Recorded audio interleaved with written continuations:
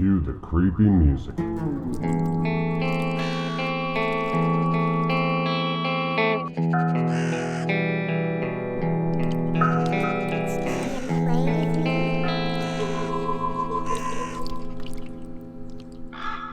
Hello and welcome to the Witching Hour, where a disturbed author tortures another disturbing author from Raventail Publishing about how they torture their readers. My name is Greg Stumbo, author of the Generation Z series, among others. My guest today is Robert Ottone. He's the author of the Rising series. We're talking today about his first book, The Triangle. And joining us today to talk about it is Tony DeBono. He is an author of his own rights, and he is here to tag along and interject and help me torment Robert. So let's cut right to the chase. Robert, tell me how it ends. They live happily. Yeah, they live happily ever after. Everything is fine. Nothing bad happens. They have a picnic and everything goes back to normal. It was all a dream. Oh, what a great horror story.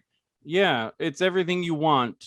How does it end? Let me think. Well, it ends with some spooky stuff happens, and then some people make it and some people don't. I like it. Well, I detected a little sarcasm there when he was describing the happy ending, but that's just me.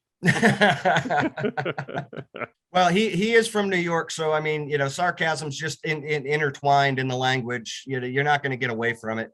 That's very true. It's like it runs through our blood. It, part and parcel, I guess. Robert, share with me your favorite part of the book.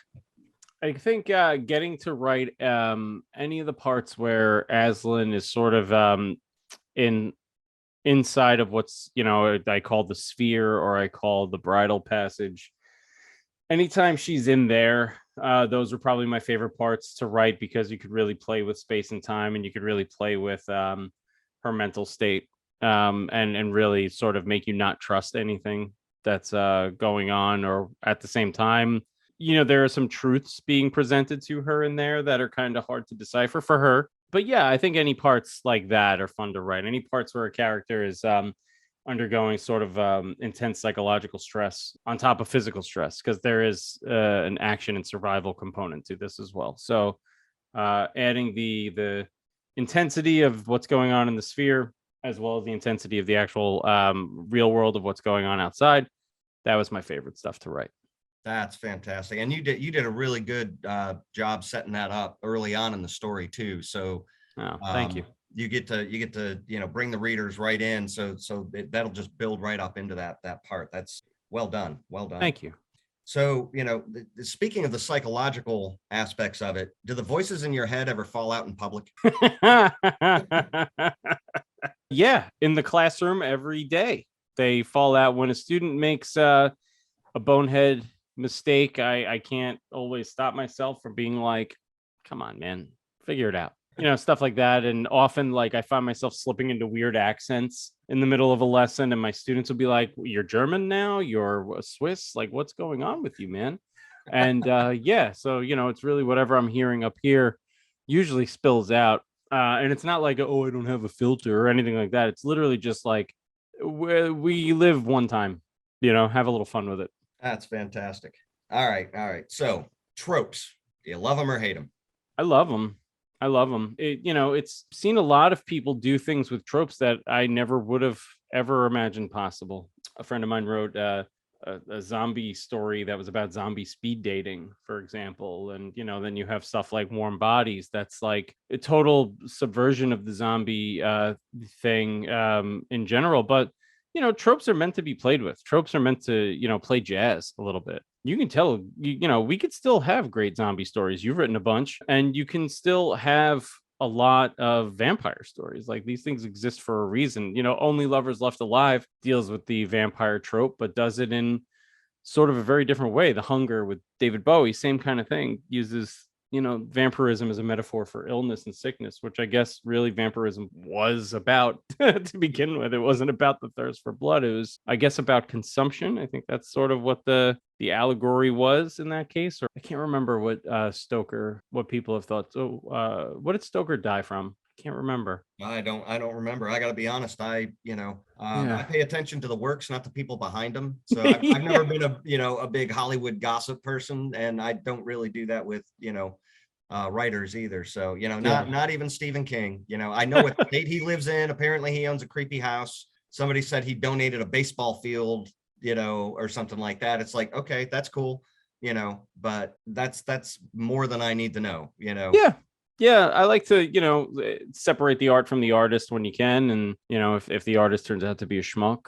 But, I do like to learn about some of the people who came before and sort of set the table, set the stage, because you find out what inspired them.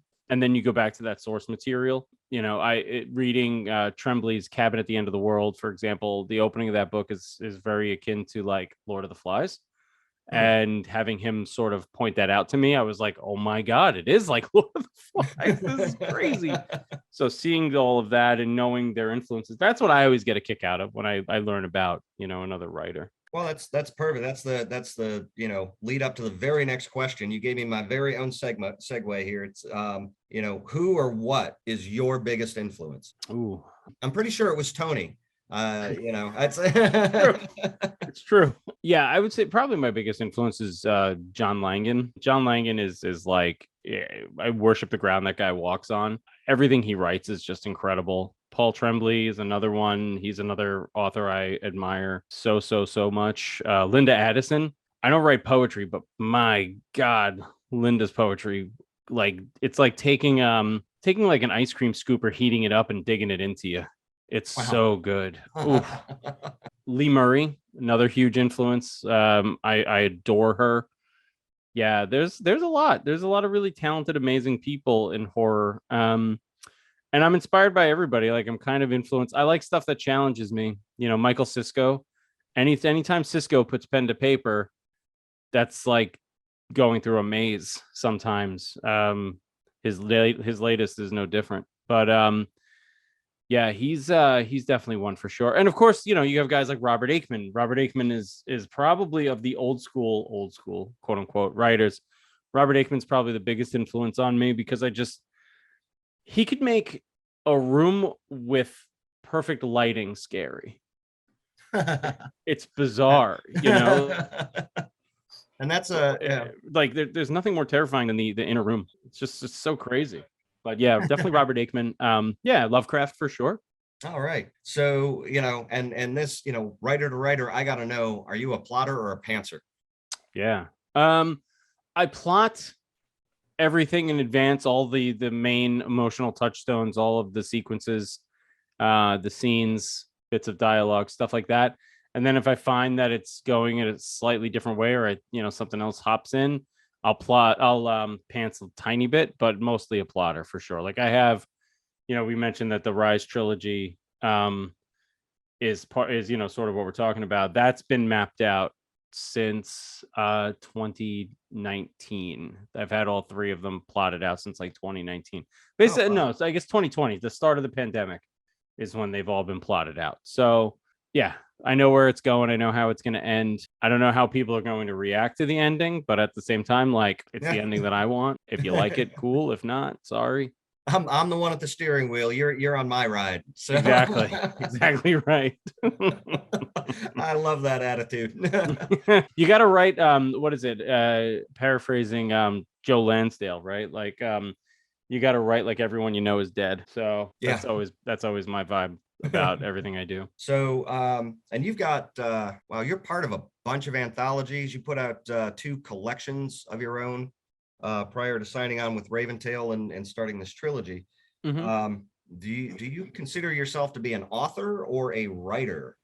I guess writer. I'll say writer. I like, I want to be pretentious and say like I'm an author. But we all just write. We write all the time. I write on my phone, writer. I would say writer. Writer. Yeah. How about you, Tony? I think I'm the same way. I don't plot anything out. I just write and I create the characters and let them tell a story. I once spoke at a high school literary club and they asked me all these questions. I said, guys, I'm just not that clever. I just write. I don't know what you're talking about. They were asking me about character development, all kinds of crazy stuff. I said, Geez, I'm not that sophisticated. I had a coworker. Like I mentioned, I'm a teacher. I had another teacher ask me, like, how do you keep all the plots and the characters and stuff straight in your head? And I was like, I don't know. Like, I could just do it. Like, it's just like my brain's wired that way. Like, I remember a character saying something in one book. I just started a second book, a sequel to another book that I just finished, and I remembered little bits of dialogue without having to open the original file and stuff. Yeah. And it's like I could play jazz with that. Like, that's the idea. But it was just funny to hear my coworker sort of asked that, and then I was like, did you buy the triangle? And he said yeah. So I was like, all right, well, good. Okay, then he's allowed to have a conversation at that point. absolutely. I was like, if you want me to sign it, bring it in. He hasn't done it yet, but we'll see. Oh, speaking of signing, I had a I had a faux pas moment. So one of the places locally here, the bartender had bought a copy of my book, and she'd wanted me to sign it, and but we just our paths hadn't crossed. And I'd gone in there one night and I saw my book sitting on the coffee table in there, and I'm like, oh, that's got to be Joe's book. So I went over and I grabbed my Sharpie and my pen and I signed it all up for her. And a little while later, the owner comes over and he's like, oh, hey, I see you signed my book. And I'm like, oh, that's not Joe's. Okay, so now you guys got to swap. I had a kind of a cute, funny thing happen. My friend's mom bought my two collections, and she was like, "I've never really read horror before. Is it scary like NCIS?" I was like, "Yeah." I was like, "It's scary like NCIS, correct?" And it was the cutest thing ever. Oh, I love it. Well, I didn't know how to react. I had no idea, but it was very sweet. Do you prefer to stack things up as good versus evil, or do you like to keep things morally gray? Morally gray all day. There's nothing less interesting than good versus evil, because I'm always going to be on the bad guy side. There's no doubt in my mind. The bad guys are the ones having all the fun. Yeah. And in real life, they're the ones who win. And that's why we write horror. Yeah. I remember I wrote, just for fun, like years ago, I wrote a sequel to John Carpenter's The Thing. And I had a guy who was a total bastard. And I was like, And some people read it and people were like, oh, this is really good. And it's a good sequel. But then they were like, I don't like that this guy lived. And I was like, he's the kind of guy that would live. Like it's always the weasels who would live. Like you watch Jurassic Park, there's no way the lawyer, first of all, the lawyer doesn't die in the book, but there's no way that weasel would not make it out alive. Yeah. He'd throw a kid underneath a dinosaur to get out. Yeah. For sure. So yeah, like I don't, everything's morally gray. Like you can have people do the right thing, and that I guess you would say is good, but Do you laugh when you're killing off your characters? No. No, I agonize about it. I feel awful because I usually grow to really like my characters. Oh, okay. All right. I have a tendency to giggle. Zombie deaths are always fun though. Like that's the difference, like having a character succumb to the darkness or whatever, like in a Lovecraftian type thing is always kind of rough, but like having somebody get ripped to shreds by zombies, like that's always a blast. Well, now it is time for the grab bag of doom. All right. So Melody from DuBois, Pennsylvania wants to know, how do you avoid being put on a watch list for some of the stuff you have to research for your books? Oh, so I've actually called different states' police organizations and stuff and told them everything that I'm doing and let them research me and give them full background information and stuff. So, I find it's good to be fully transparent. That's not a bad idea. Yeah, like I called a riot squad in New Orleans, and or a SWAT team rather, and they could not have been nicer in telling me every bit of their kit, from their guns to their armor to their this. Like they were amazing, and they were like, "We look forward to seeing what happens." So they were very cute. It was good. Well, that's a good way to get around it. I mean, you just dive into it headlong. That's yeah, cool. because if people search me up, I have nothing, there's nothing that's, the fact that I'm a teacher, whatever, get me fired. That'll be a lawsuit in my favor, please. Yeah. All right. Now this is more of personal question. I'm kind of asking for my own reasons. I know our listeners, they'll probably want to know, but I definitely have to know. Do you ever go so dark that you need to stop just for your own mental health? Like your writing just gets so dark that you got to take a break and walk away. No, because I know that when I get to that point, I've hit the right stride. If it's upset me or it's disgusted me, then I know I'm on the right path. And I'm not saying that as like, oh, I'm so tough or anything like that. It's just like, yeah, I'm pretty hard to creep out and I'm pretty hard to scare, but like I know if I'm hitting my own emotional touchstones that I'm possibly going to hit other people's. That's awesome. That's a beautiful thing. Now, do you put Easter eggs in your books? For sure, all over the damn place. The Aslan's boat, or her and her dad's boat, is named the Quint, named after Quint from Jaws, my dad's all-time favorite movie. So I try to sneak in as many Easter eggs and stuff like that for my dad. My dad's not with us anymore, so I try to put a little bit of things in everything that I do for him. Nice. Yeah, I make reference to a lot of different things. Aslan, for example, is my niece's name. So my lead character in this trilogy's name is the same as my actual niece. So stuff like that. I think it's fun. I think having ties to other stories is also a lot of fun. Yeah. So I'll drop an Easter egg in one thing that connects back to a short story that I wrote, or I have a character that appears in two stories or whatever. I love that stuff. All right. So for the listeners out there, you guys definitely want to be, digging through his stuff and bouncing around so that you can hunt these down. So that's always fun. I do the same thing. And how about you, Tony? You put Easter eggs in yours? Well, absolutely. I definitely refer to people who I know and create characters around them, and they'll often come to me and say, "That's me, isn't it?" And I say, "Well, they're all characters. It's not you. You never committed a murder, did you? So, that I know of." But all right. Before our time runs short, since the listeners have hung with us this far, it's time they earned their bonus prize. You got spoilers for us. You got little teasers from deeper in the book. Give them the leg up on the readers who didn't join us. Sure. There is an ultimate big bad in this trilogy, and they don't get named until the second book. And when they are named, people who are keen-eyed will be like, oh, of course, that's who it is. But at the same time, I because this is a young adult trilogy, for younger readers who might not be as well versed in this material, it will hopefully come as a surprise. And it maybe will. And my hope is that it'll make you fall down a rabbit hole of these sorts of creatures and characters and stuff like that. And you'll discover their inspirations. So I'll say that. I'll say there is an ultimate big bad. And when that character rears their ugly head in the third book, finally, heads will roll, literally and figuratively. Oh, I love it. All right. Upcoming projects, man. Tell me what you got cooking. What are we going to be spitting out through Raventail, and what are you going to be doing?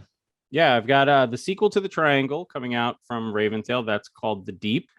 Cover looks good. Yeah, happy with it. Happy with the edits. Those were submitted the other day. So hopefully that'll be out in July, maybe August. I don't know. I'm hoping July. And then I also have a book coming out with Raventail called Nocturnal Creatures, which is about my favorite cryptid, Bigfoot. So we've got some upstate New York Bigfoot action coming in hot, courtesy of Raventail. So I've got that coming out, and I have a super secret horror novel. It's not coming out with Raventail, but that's on the horizon. I haven't announced that yet, but make sure you follow me on all the social things for when I announce that. That's all right. I'm looking forward to this. All right. Real quick, we're going to be running out of time here, so I want to make sure we get the information out. Tony, would you do a last introduction to yourself? Tell people where they can find your material, etc. Sure. My books are on Amazon and on barnesandnoble.com. There is 3 of them currently, with a 4th in the works. 1 Long Night, 2 Down, and 3 for CB. And the 4th one is called 4 Corners. Notice the trend there: 1, 2, 3, 4. So Yeah, I think they're great. They are detective novels. They're not horror stories, but they have a dark element to them. I think readers will enjoy them. Excellent. Excellent. All right, Robert, give us a spiel. Where are we finding your stuff, man? You can find my stuff wherever fine and super shady books are sold, online, in some stores, I guess, as well. And you can, you can pick up The Triangle on Amazon. I think that's probably where everybody's getting it. But yeah, you can get all those things all over the place. Just Google my name and you'll find me. And that's Ottone. And you can follow me on Twitter and Instagram at Robert Ottone, RobertOttone. And you can find me online at www.spookyhousepress.com. All right. Well, I want to thank you guys for taking the time to talk with me. And this has been fantastic. A lot of great information. For the listeners, I'm your host. My name is Greg Stumbo. You can find me at Gen Z Book on Twitter. My books are on Amazon. Just type in the name Greg Stumbo in the books. Really, really easy. There's only one of me. Thank you for joining us once again to torture a Raventail author solely for your amusement. The show has been produced through Raventail Publishing. Our show's producer is Trent Key. And I will be back with yet another author, and we will torment the hell out of them, and we'll giggle about all the nasty horror things we write. Thank you guys, and have a great night.